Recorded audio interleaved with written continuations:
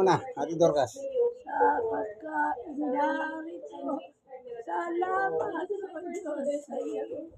Mabuti at dakila. Diyos na mapagbiyaya. Amen. Salamat, Panginoon Diyos, sa bigay mong tanghalian sa amin dito sa kahanan ni Kuya Romy at Ate Dorcas at ni Sister Jenny. Salamat po sa kahanan ni Jesus. Amen. Ayan po, ganyang karami. Ayan. Parang piyesa ng taong bayan.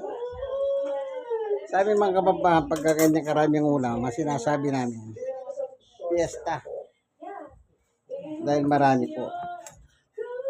Yun ang aming mga dialogues ng mga kababayan. Siya naman po si Sister Jenny.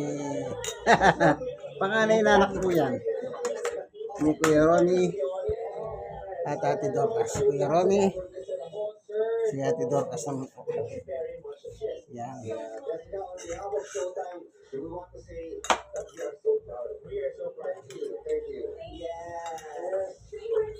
Sama-sama kami upang pagsalusaluhan ang bigay ng Diyos sa San Mateo 6:9. Ama namin nasa langit ka.